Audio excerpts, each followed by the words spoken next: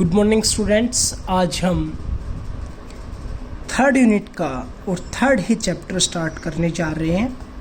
तो जो हमारा थर्ड चैप्टर है उसका नाम है मैग्नेट एंड अर्थ मैग्नेटिज्म। इस चैप्टर के अंदर हम अर्थ मैग्नेटिज्म के बारे में पढ़ेंगे और मैग्नेट के बारे में भी पढ़ेंगे।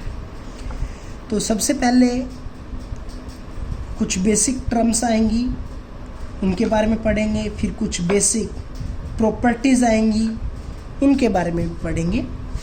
तो the phenomena of attraction of small bits of iron, steel, cobalt, nickel etcetera towards the ore is called magnetism. Magnetism होता क्या है?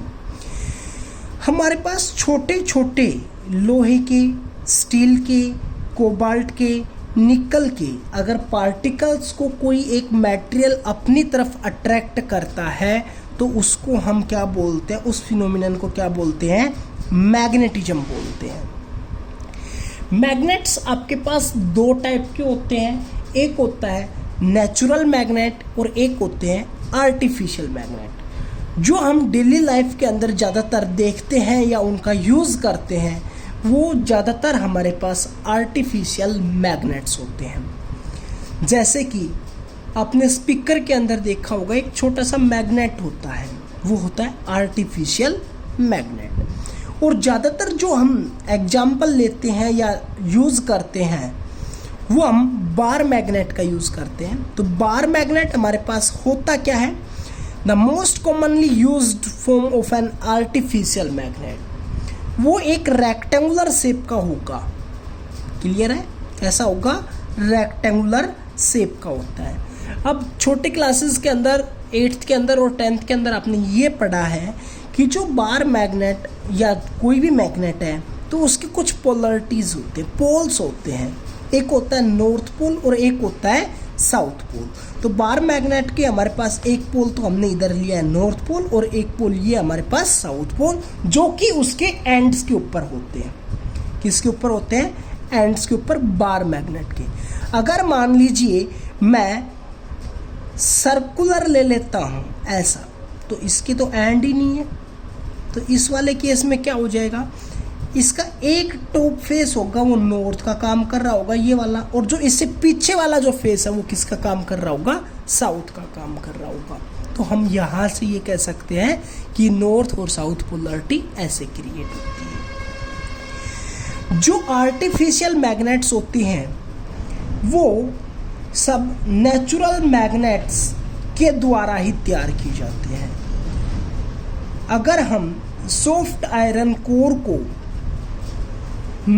अर्थ मैग्नेटिज्म के अंदर या फिर स्ट्रॉन्ग मैग्नेटिक फील्ड के अंदर रख दें तो वो हमारे पास बिहेव करने लग जाता है लाइक एज ए मैग्नेट, और उसी को हम बोलते हैं आर्टिफिशियल मैग्नेट। तो इसकी कुछ बेसिक मैग्नेटिज्म की कुछ बेसिक पॉइंट्स हैं, वो क्या है वो देखिए। फर्स्ट पॉइंट कहता है earth behaves like as a magnet. ये तो हमने भी देखा है और सुना भी है कि जो अर्थ बिहेव करती है वो मैग्नेट का काम करती है, लेकिन अर्थ के पास कोई मैग्नेट नहीं होता है। Every magnet attracts small pieces of magnetic substance. जितने भी मैग्नेट हैं वो छोटे छोटे स्मॉल मैग्नेटिक सब्सटेंस को अपनी तरफ अट्रैक्ट करते हैं। When a magnet is suspended freely with the help of an unspun thread, it comes to rest along the north-south direction. जब हम किसी एक मैग्नेट को एक थ्रेड के द्वारा अगर हम उसको हैंग कर दें, लटका दें और उसको फ्रीली छोड़ दें, तो जिस डायरेक्शन के अंदर आपके पास नॉर्थ और साउथ डायरेक्शन होती है वो मैग्नेट भी उसी डायरेक्शन के अंदर जाकर रुकता है। कब रुकता है? जैसे कि ये मैंने मैग्नेट लिया और इसको एक थ्रेड से बांध के और इसको फ्रीली छोड़ दिया, यहाँ पर छोड़ा, लेकिन नॉर्थ और साउथ इस डायरेक्शन में है तो वो धीरे धीरे अपनी पोजीशन यहाँ पर ले जाकर रुक जाएगा। क्लियर?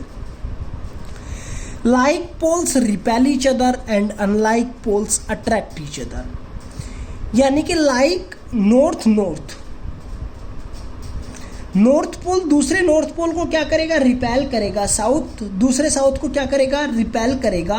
तो ये हो गए like poles repel each other and unlike poles north south attract each other. North south को क्या करेगा, अट्रैक्ट करेगा।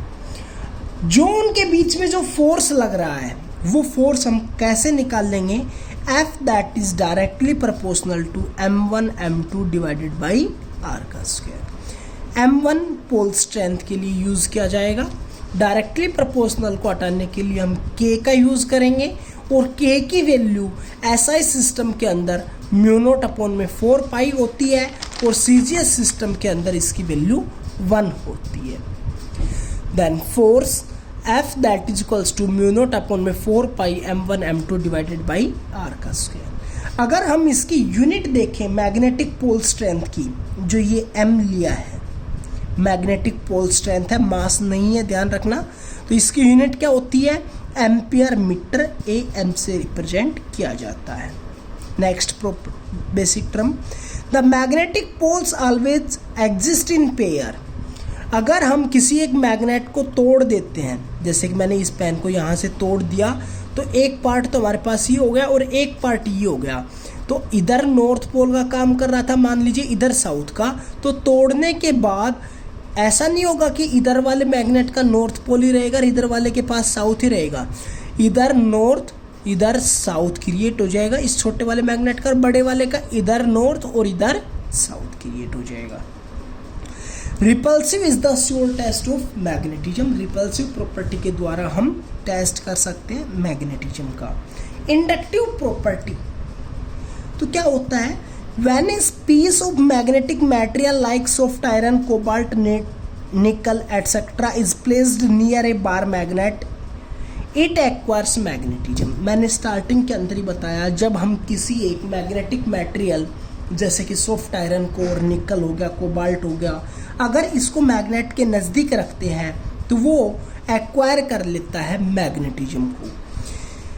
The magnetism so acquired is called induced magnetism. और जो मैग्नेटिज्म जो क्रिएट हो रहा है वो क्या कहलाएगा, इंड्यूस्ड मैग्नेटिज्म। और जो प्रॉपर्टी है वो क्या कहलाएगी, inductive property. Magnetic field lines क्या होती है, it is an imaginary curve the tangent at which at any point gives us the direction of magnetic field at that point। Imaginary curves होती है, जैसा कि मैंने यहाँ पर एक एग्जांपल लिया है, नॉर्थ पोल ये है, साउथ पोल ये है, तो इधर से इमेजनरी कर्व्स आएंगे। अगर हम जिस भी इस कर्व के पॉइंट के ऊपर मैग्नेटिक फील्ड की स्ट्रेंथ देखना चाहते हैं, तो अगर हम वहाँ पर टेंजेंट ड्रान कर देते हैं, जैसे कि मैं यहाँ पर देखना चाह रहा हूँ, तो यहाँ पर टेंजेंट ड्रान इधर हो गया, तो इधर मैग्नेटिक फील्ड की स्ट्रेंथ होगी इस पॉइंट के ऊपर। और the space around a magnet और current carrying conductor in which its magnetic effect can be felt. Magnet के चारों तरफ वो स्पेस जिसके अंदर कोई भी एक फोर्स एक्सपीरियंस हो रहा हो, या फिर मैग्नेट ही जरूरी नहीं है, current carrying conductor behaves like as a magnet या प्रोड्यूसेस मैग्नेटिक फील्ड। इस प्रॉपर्टीज क्या है मैग्नेटिक फील्ड लाइंस की, magnetic field lines form close continuous loop. Magnetic field lines कैसा बनाती हैं, लूप, क्लोज्ड कंटिन्यूअस लूप। कैसे, magnetic field lines outside the magnet travels north to south, but inside the magnet it travels south to north, then it forms a closed continuous loop. Outside the body of magnet, the direction of magnetic field lines is from north pole to south pole, जो अभी मैंने बताया। Tangent at any point, given point, represent the direction of net magnetic field at that point, ये मैंने ऊपर explain कर दिया है। Magnitude of magnetic field at any point is the number of magnetic field lines passing normally through unit area। यानी कि ये पूछ लिया जाए मैग्नेटिक फील्ड किसी एक पॉइंट के ऊपर कितनी है, तो अगर हम उस पॉइंट के ऊपर एक यूनिट एरिया के अंदर से जितनी भी हमारे पास tangentially magnetic field lines cross कर रही हैं, तो उनका जो नंबर है वो क्या कहलाएगा, strength of magnetic field at that point. No two magnetic field lines can intersect each other. कभी भी दो मैग्नेटिक फील्ड लाइंस इंटरसेक्ट नहीं कर सकती है। क्यों? मैंने ये दो मैग्नेटिक फील्ड लाइंस ली जिनकी डायरेक्शन ये है, तो जिस पॉइंट के ऊपर ये इंटरसेक्ट कर रही है, मान लीजिए ये वाला पॉइंट हो गया, तो इस पॉइंट के ऊपर जो नेट मैग्नेटिक फील्ड की डायरेक्शन अगर हम चेक करेंगे तो इस वाली कर्व के अकॉर्डिंग इधर होगी, इस वाली कर्व के अकॉर्डिंग इधर होगा, और एक पॉइंट के ऊपर हमारे पास मैग्नेटिक फील्ड की दो डायरेक्शन हो गई, जो कि पॉसिबल नहीं है।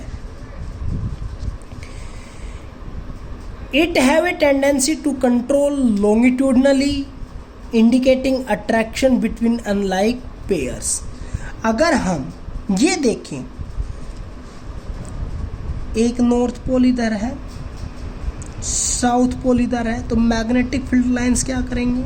लॉन्गिट्यूडनली करेंगे, अट्रैक्ट करेंगे। अगर नॉर्थ इधर है, दूसरा नॉर्थ इधर है, तो यहाँ से रिपल्सिव करेंगे एक दूसरी फील्ड लाइंस को। क्लियर है?